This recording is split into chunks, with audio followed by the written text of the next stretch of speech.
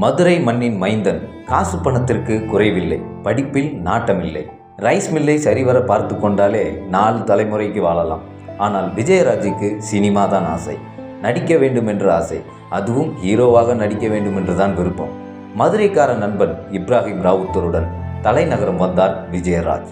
அடடா, நீங்க தான் ஹீரோ என்று எந்த சினிமா கம்பெனியும் அவரை வரவேற்று ஆதரிக்கவில்லை. நீயா நடிக்கணுமா, அதுவும் ஹீரோவாவா என்று ஏளனம் செய்து அனுப்பி வைத்தார்கள். பைக்கை எடுத்துக்கொண்டு விர்ரன ஸ்டுடியோவாக அலைந்த விஜயராஜுக்கு காலம் கை கொடுத்தது. விஜயராஜ் விஜயகாந்தாக மாறினார். அவர் வாழ்க்கை இனிக்கச் செய்யும் வகையில் வாய்ப்பு கிடைத்தது. M.A. காஜா இயக்கத்தில் இனிக்கும் இளமை படத்தில் நடித்தார். அகல் விளக்கு படத்தில் நடித்தார். ஆட்டோ ராஜா படத்தில் நடித்தார். தொடர்ந்து தூரத்து இடி முழக்கம் படத்தில் நடித்தார். ஆனாலும் எந்த படமும் இனிமை சேர்க்கவில்லை. வந்த வேகத்தில் தியேட்டரை விட்டு போயின. இதில் ஏதோ ஒரு நினைவுகள் பாடல் விஜயகாந்தின் முதல் ஹிட் பாடலாக அமைந்தது.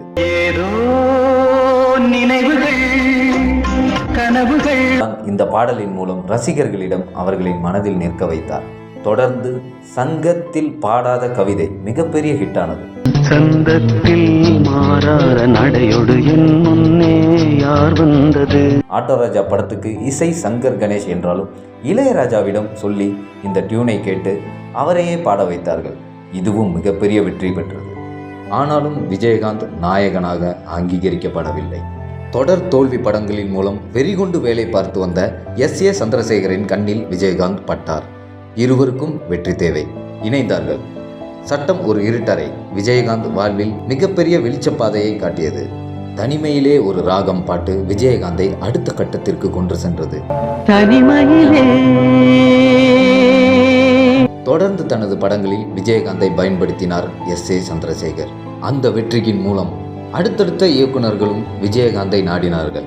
ஆனால் அன்றைக்கு முக்கிய நடிகைகளாக இருந்த பலரும் விஜயகாந்துடனா ஜோடியா, வேணா சார் என்று மறுத்தார்கள். இதற்கெல்லாம் கலங்கப்படவில்லை. ஹீரோயின் யார், கதை என்ன, படம் எப்படி என்பதையெல்லாம் பார்க்காமல் தன் ஒவ்வொரு படத்திலும் தன் கடும் உழைப்பை, நேர்மையான உழைப்பை, ஆத்மார்த்தமான உழைப்பை கொடுத்தார். அந்த காலத்தில் மினிமம் கேரண்டி, அதாவது முதலுக்கு மோசம் தராத படங்களை எடுப்பவர்கள் என்று S.A. சந்திரசேகர், M.A. காஜா, ராமநாராயணன் முதலானோர் இருந்தார்கள். அவர்கள் அனைவரும் விஜயகாந்தையை நாடினார்கள். இவரின் நடிப்பின் மூலம், உழைப்பின் மூலம் குறைந்த பட்ஜெட் படங்கள் எடுக்கப்பட்டன. ஆனாலும் அதிக லாபம் கிடைத்தன. வருடா வருடம் விஜயகாந்தின் மார்க்கெட் உயர்ந்து கொண்டே போனது. செந்தூர பூவே, பூந்தோட்ட காவல்காரன், நினைவே ஒரு சங்கீதம், மாநகர காவல், சின்ன கவுண்டர், சத்திரியன், என் புருஷன் எனக்கு மட்டும்தான், வல்லரசு, ரமணா, வானத்தை போல என நினைவில் நிற்கும்படியான படங்கள் இன்னும் ஏராளம். நேயர்களோ விஜயகாந்த் படமா, குடும்ப படமாக தான் இருக்கும் என்றார்கள். விஜயகாந்த் நல்லா சண்டை போடுறாருப்பா.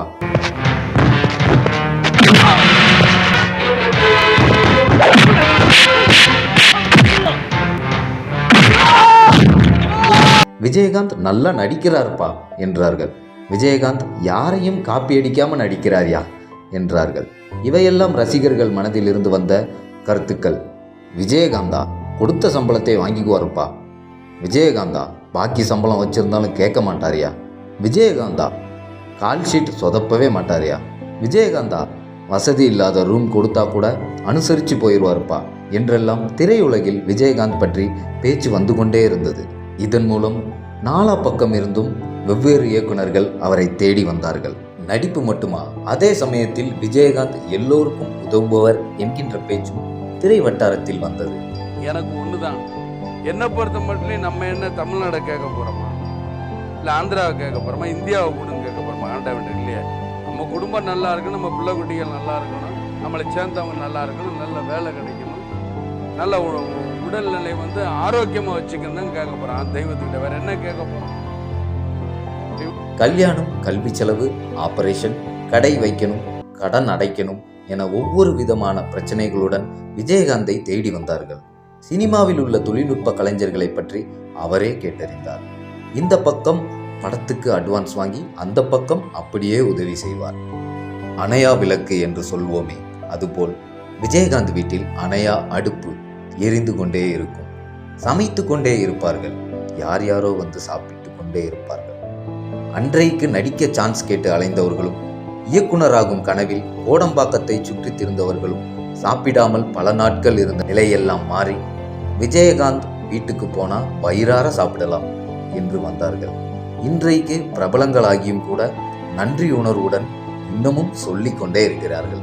எல்லா சென்டர்களிலும் ரசிகர்கள் இருந்தார்கள். சி சென்டர் ஏரியாவில் தெருவுக்கு ஒரு ரசிகர் மன்றம் அமைத்தார்கள். படம் ஒவ்வொன்றும் பாக்ஸ் ஆபீஸ் ஹிட் அடித்தன. மீண்டும் ஆர்கே செல்வமணி இயக்கத்தில் விஜயகாந்த் நடித்தார். இந்த படத்தை பார்த்துவிட்டு எல்லோரும் ஷோலே அம்ஜத் கான் போல மிரட்டி இருக்காருன்னு மன்சூர் அலி கானை சொல்லணும் என்றார் விஜயகாந்த். அவருக்கென காட்சிகள் அதிகமாகவே ஒதுக்கப்பட்டன. கேப்டன் பிரபாகரன் அப்படம் வெற்றியடைந்து, அளவிட முடியாத வெற்றியடைந்து, சிவகுமாரை அடுத்து கமல், ரஜினி, பிரபு, சத்யராஜ் என்று எவருக்கும் இல்லாத வகையில் 100வது படம் ஹிட் அடித்தது. மிகப்பெரிய ட்ரெண்டிங் செட்டிங் படமானது.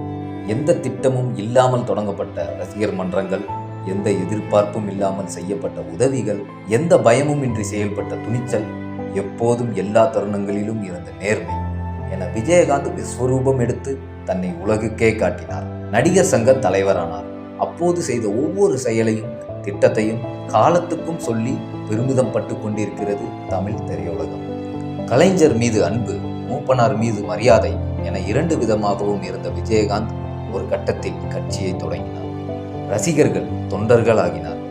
அரசியலிலும் வெற்றி பெற்றார். எதிர்க்கட்சி தலைவர் என்னும் அந்தஸ்துக்கெல்லாம் வந்தார். கேட்டதுக்கு மட்டும்தான் பதில்.